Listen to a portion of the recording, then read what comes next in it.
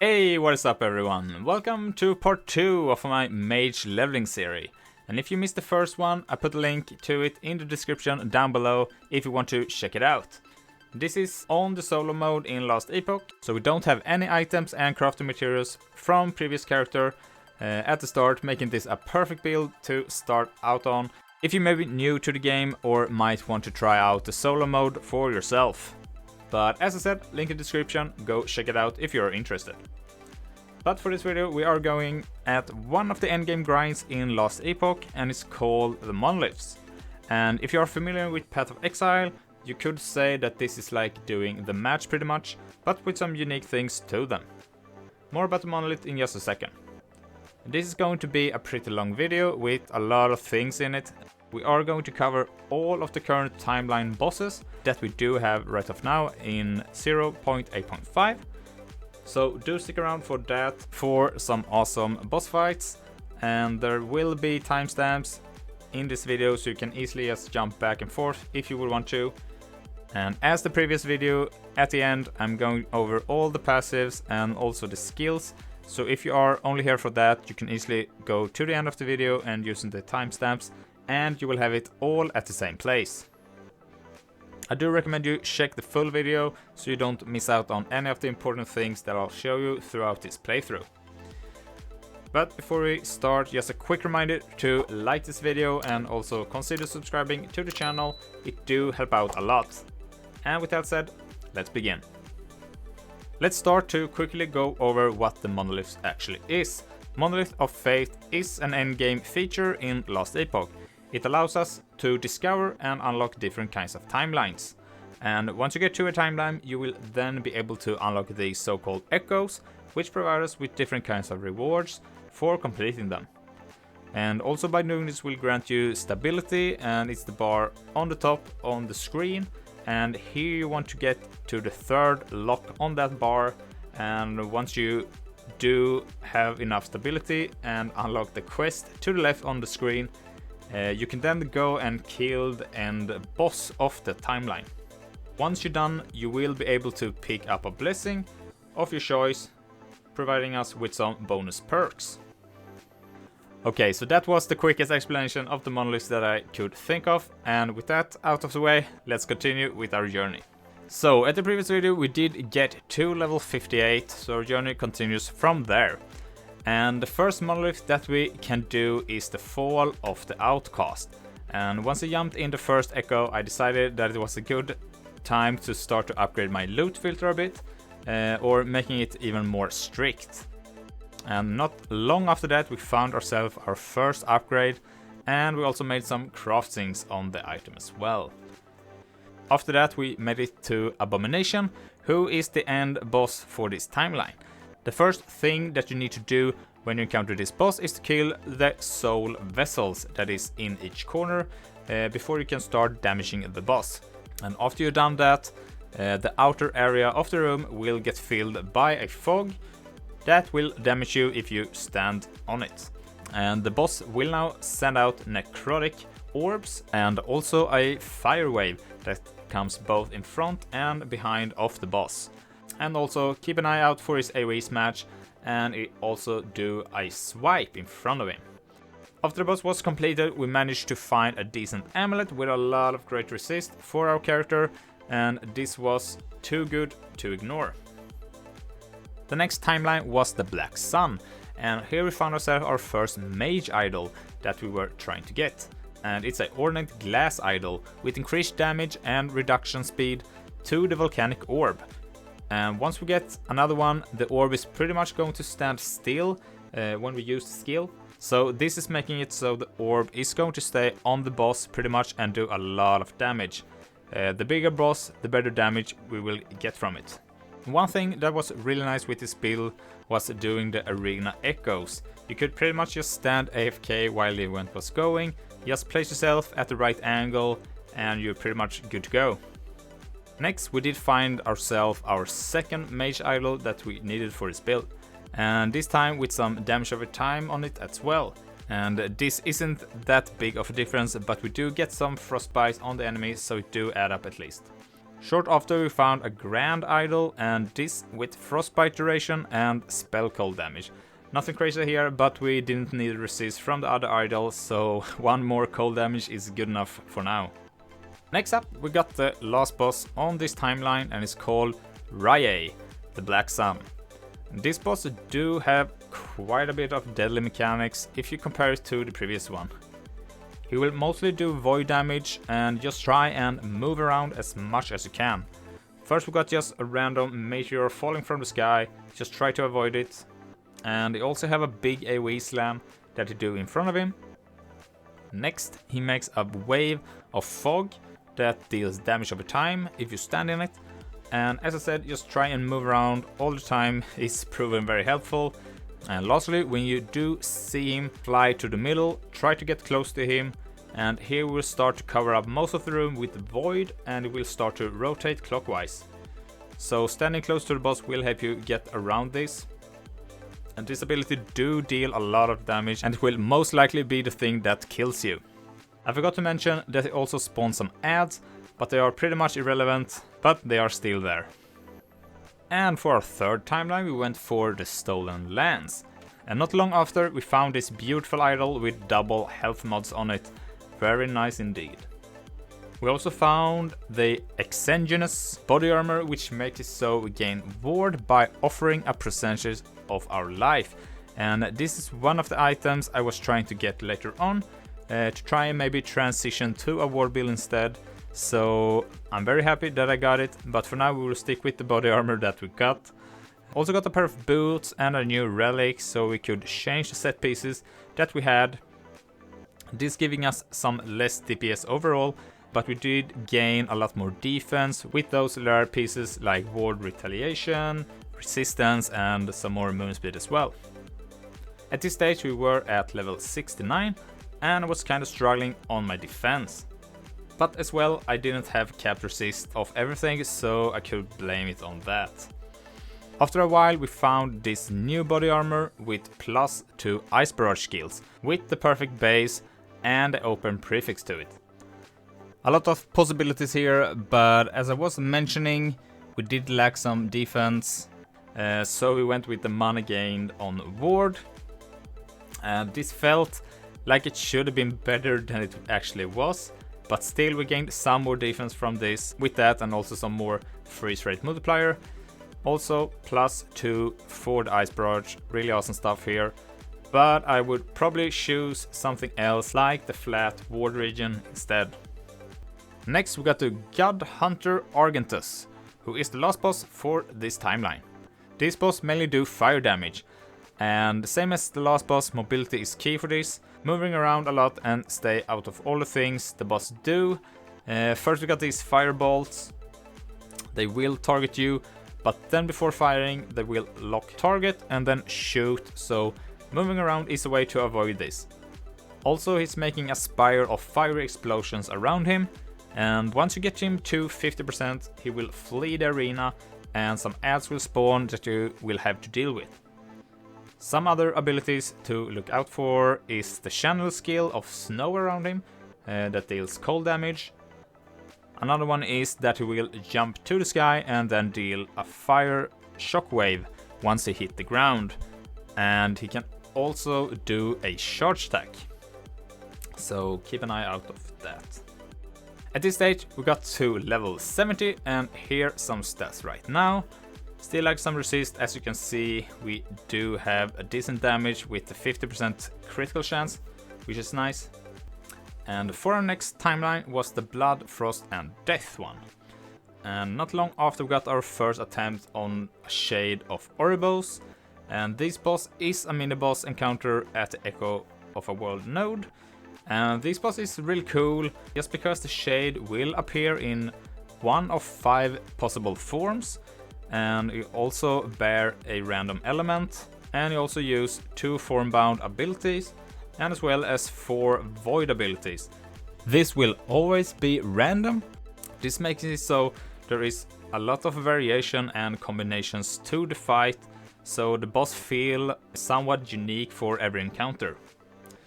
And for this, my first encounter, it had some of the more easier abilities, I would say, so we did defeat him quite easy. Mostly it was these different AoE abilities, just move around and you will be fine. After that we went straight to the last boss for this timeline, called Formosus the Undying. And this boss mainly focuses on cold and necrotic damage. He will have this MiniBoss running around that you have to deal with, and also he covers a big area with chilling ground that will slow you down if you stand in it.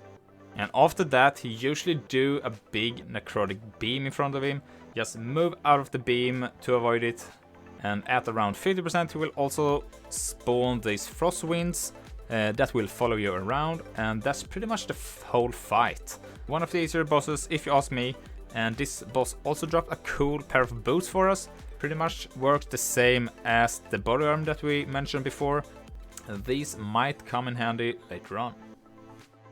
The next timeline was Ending the Storm, and here we got our second shade encounter.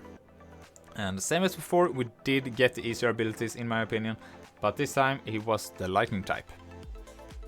Quick reminder here to check on your gear from time to time. Once you gain more levels, you might be able to do some more crafting on the gear that you have equipped. After a while we managed to get this very GG offhand, and it has pretty much all that we need. The only sad thing about this was that the base had 1% off perfect for the spell crit. Still a huge upgrade for this character though, but yeah, very sad that it was 1 off. We still had to gain some more levels though before we could equip it. Next up was Lagon, and he's the end boss for this timeline. It's the same as from the campaign with the same abilities, but they hit a little bit harder. He will do his slam and his beam. Just try to move out from it, and also try to avoid the lightning areas that appears. At 50% you will have to kill his tentacles and also some ad spawning. Try to avoid the waterways as much as you can. Easiest would be to stay at the corner of your choice, but I do like a challenge, so I choose to run around like a crazy man instead. Once that phase is done, it's the same as before with the additional waves that appears. Just try to avoid everything and the boss should be done in no time. Next up we got the timeline Region of Dragons. And here we started with another shade, but with the poison form. Pretty cool stuff here, and right after I realized that we leveled up to 74, and that meant that we now could equip our new offhand. I usually always try and aim for the unique or set echoes while doing the monoliths, and next up I actually got a set piece called Isadora's Gravechill, and these do provide a huge damage boost for us. This gives us a flat plus 18 to spell cold damage. This is just absolutely insane for us, and this you can equip as early as level 31. We also found another body armor that was pretty much the same as the one that we had, but at this time we did choose to go with the ward per second instead. And quickly, before the boss for this timeline, we did a fast shade kill, and this time a blood version.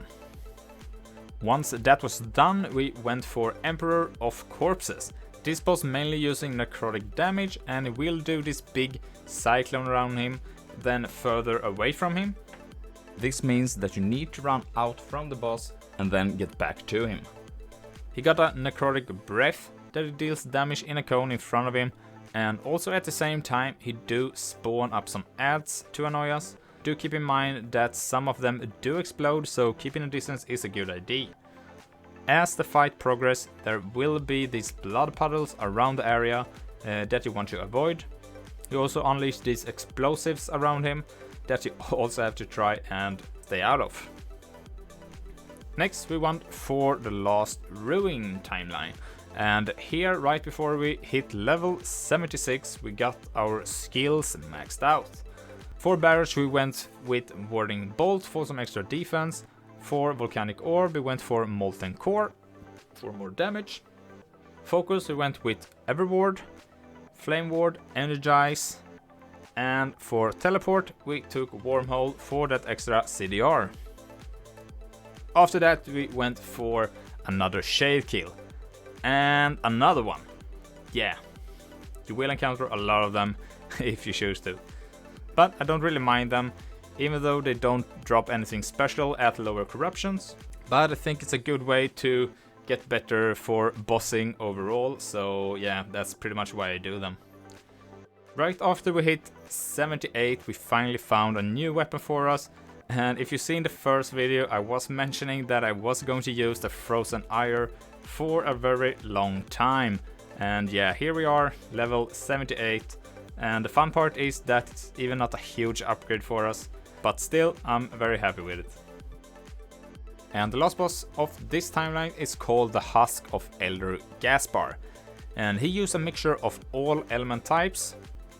First we have these spirals that moves clockwise around the boss, dealing damage if you get hit by it.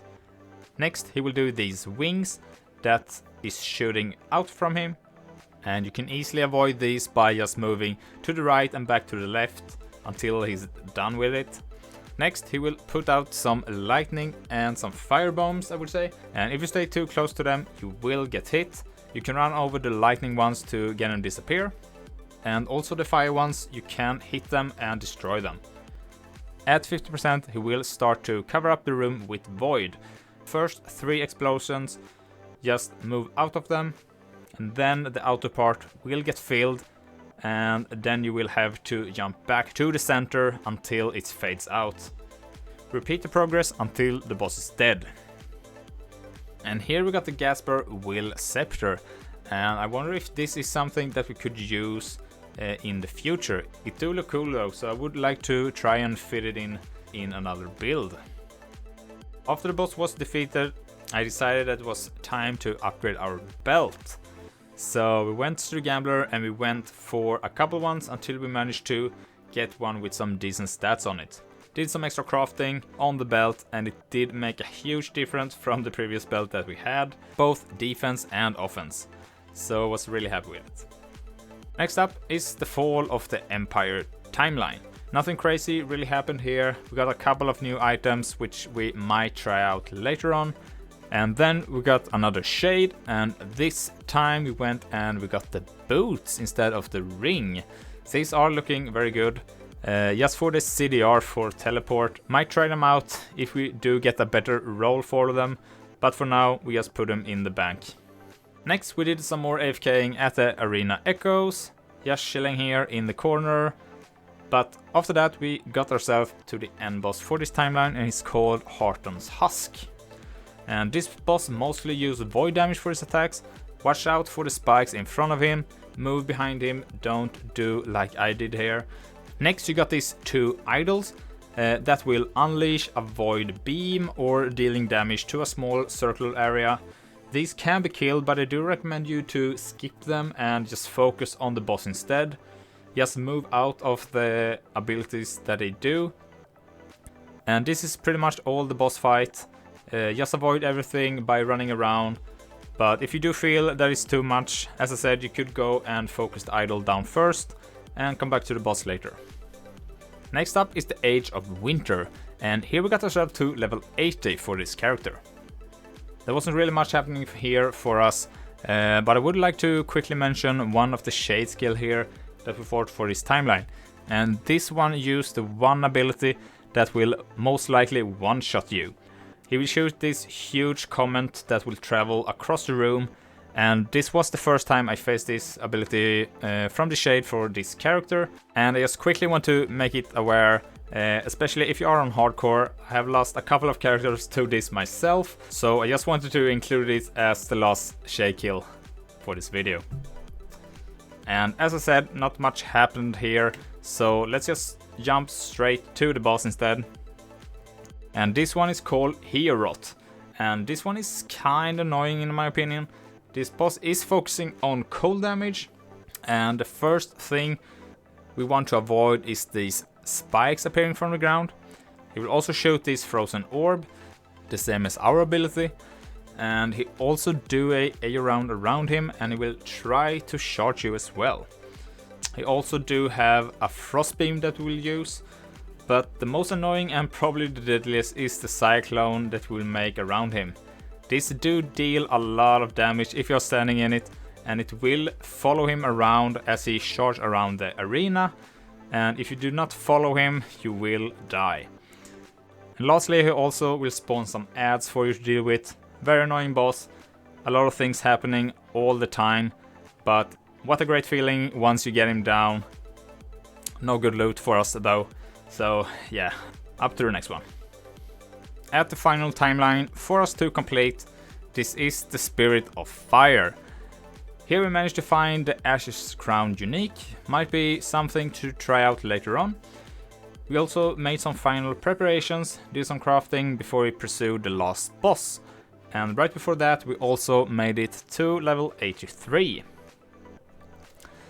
So this last boss for us is actually 3 bosses that we're facing at the same time.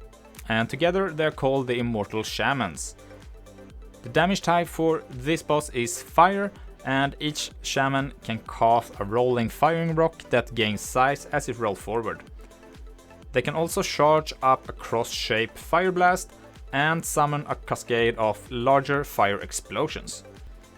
When a shaman is downed, his body will collapse and his spirit will awake instead. The spirit will shoot an explosive projectile at the player, covering a bigger area. So ideal for this boss is to try and kill them all at the same time to avoid this. And this boss did drop a unique that I've been looking for, so I was very glad that it dropped for us. And mainly it's for the fire aura area effect, and I might try a fire based build in the future with the fire aura and maybe using disintegrate or fireball with that, but that's for another video. So at this point we've been doing all the different timelines, we completed all the bosses, but we still had 2 quests to complete. And the reason is that in these 2 timelines that the quests were in, they do have 2 connections to different timelines. And you have to choose which one you want to pick when you are doing them. And depending on what you picked, you will unlock the path of that timeline that you choose. So this means to complete the quest you will have to go back and then pick the other choice as well. So let's go on and do that real quick. So here's the first quest. We had to pick the other opinion to complete this one. And quickly we just did the boss once again for this timeline. For the second quest, same here, just pick the other option. For us here we choose to kill her the first time, so now let's go ahead and let her go instead. And before we went for the end boss, we got ourselves to level 84. And then went straight for the last boss for this timeline as well, and this time actually got an upgrade for our blessings. Not the loot though, so it is what it is.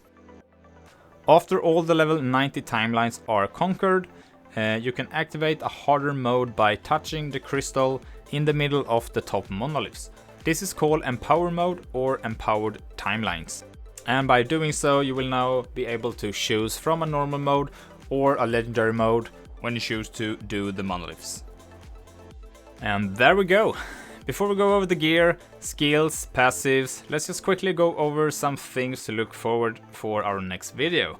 And the things that we're going to focus on in the next one is going to be the dungeons in Last Epoch.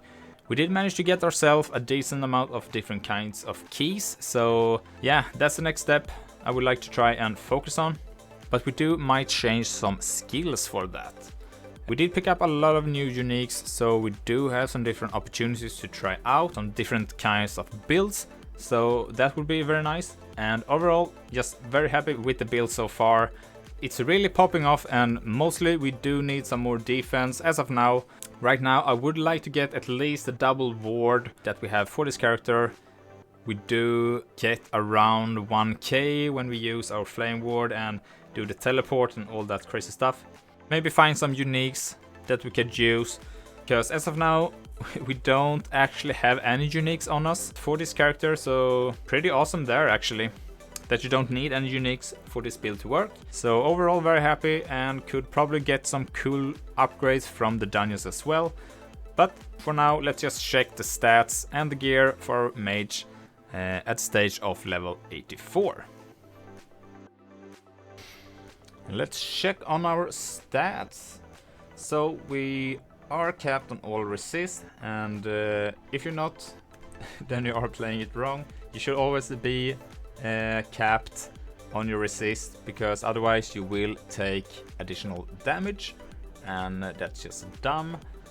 1k health, and that's pretty much what I was aiming for. Later on, if you should try and do a conversion to convert your health to ward with some specific uniques, then we might want to buff the health even higher. Mana, we want to still be over 200 mana for the passives. 31 movement speed, nothing crazy here. 50 intelligence. Ended up at 68% spell crit chance at the moment. I would like to see this number capped on 100. I don't know if that's possible, but we're getting there, I guess. 230% critical multiplier as of now. 88 there, get some cold damage. And on other, cooldown recovery, which is nice, and also some freeze rate multiplier. So yeah, that's the stats. And let's go over our gear real quick. For the helm, we got this one, increasing crit chance. Got some frostbite there, which do help out. Intelligence, and just some general defense. For neck, a lot of defense, spell damage, got some penetration, a really nice neck. I don't think I would find another one in quite a bit. Our offhand here, same there, it was the GG that I was showing you before. One of the spell crit chance from the base there, so we might want to try and find another one just for that. Otherwise, I think this will be very hard to find a better one. Body armor, we got the +2 to ice barrage and some ward per second, and just resist there. For a wand, yes, but added spell damage and crit chance, cold damage, and freeze rate multiplier, pretty much all that we want. For a ring, we got 2 crit chance, or we got 2 crit rings here with damage and resist on both of them. For a belt, this also the one that we showed earlier in the video. Cold damage and the other prefix here, and some mana regen, increased health and some resist. For Relic, int, spell crit, physical and elemental resist, and also a elemental critical strike multiplier. For boots, int, movement speed, armor and void resist. And the boots is probably the ones that we will try and change out as soon as we can. And for our gloves, just some awesome ones here with some cast speed, some health, and the 18 plus to spell cold damage, which is just insane. Moving on to the idols. So we have 2 idols, or the 2 ornate idols here, with increased volcanic orb and reduction to volcanic orb speed. And these ones just makes it so we can pretty much shotgun the bosses and all the rare elites. And yeah, I haven't really found a good secondary stats on these ones yet, but these will do for now. And the other one here, we get some ward when casting flame ward, which is great, so we get more ward, and also ward generation, so this is really nice for us. And this double health, we got some more here, crit element, and just some more resist on these ones to get capped, pretty much. Yeah, so this is the build as of now. And for last, let's just go over the blessings real quick here. So the first one, increased ordnate idols. We got some more increase of helm drops, spell leech, all resist here, increased ring shards, and the cold damage, really nice here. Some scepter drops, increased class specific shards, frostbite on hit is good, and some armor. Nothing crazy, but we get a couple of good ones at least. So these were the passives that we had when we started for this video. And at the stage we were on level 58. And if you wonder in which order we put the points in, I would recommend you go and check out the previous video. There we go from point to point all the way up to level 58. But from here, let's continue and put our remainder points in recollection. After that, we went down here to Elemental Ascendance and put our remainder 3 points on this one. After that, I choose to jump over to Spellblade. And here, the first one here, Elemental Affinity, providing elemental damage and resistance. And we put 6 points in this one. And once we got that, head back over to the Sorcerer. And at this stage, I put our remainder points in Calculated Destruction for some more spell crit. And once that was done, jump down here, 1 point in Crackling Precision, and then 5 points in Arcane Obliteration for some more critical multiplier. And for our last 5 points, I headed back to the Mage passives and put 5 additional points in Knowledge of Destruction for some more crit chance and also the multiplier. And for our skills, it's just the same as we left them in the previous video, so I do recommend you go and check it out if you want to know step by step where to put the skills. But I will go over them real briefly here. So let's start with the teleport skill. First you go down here with Ether Barrier, then 1 point in Out of Mind, 3 points in Out of Body, 5 points in Stable Bubble, 2 points in Crystalline Passage, 3 points in Flicker, and then 1 point in Wormhole. And for Flame Ward, we'll take 1 point in Stalwart Defense, and then max out Barrier. And then down here, Prismatic Buffer. Then we go back here, max out the Stalwart Defense, max out Concentrated Shielding, and 1 point in Fortification. And lastly, down here, 2 points in Energize. And for focus, we focus on the mana route here, so you go all this way down here. Then you focus on Revelation, and for Energy Infusion for some haste. Then we will go Mind Shell, and our last point in Everward for some more Ward Retaliation. For Volcanic Orb, I start by going Monolithic Eruption and Piercing Ember for some pierce chance. Then we go the Molten Core, Volcanic Acceleration, Orb of Speed, and obviously the Frozen Orb for cold damage conversion, 1 point in Winter's Fury, and also 5 points in Glacial Might. And for Ice Barrage, the last skill, and this is pretty much the only thing that's different from the last video. So here we have Biting Cold, all our points in Sublimation, 1 point in Winter Blast, we got 2 points in Eternal Winter, 1 point in Challenge of the Elements, all our point in Hailstorm, and then all our point in Cryo Nemesis. And then we do have a plus, let's see, over here, we do have this one now, so we have +2 to Ice Barrage, so we do have 2 additional points, and I choose to put them in Warding Bolt, just so we have a chance of getting ward when we hit an enemy, just to try and buff up our defense a little bit, because it is the thing that we are lacking as of now. You could also go for Jagged Ice if you want to, for just a more crit chance, if you want to go for a more damage route.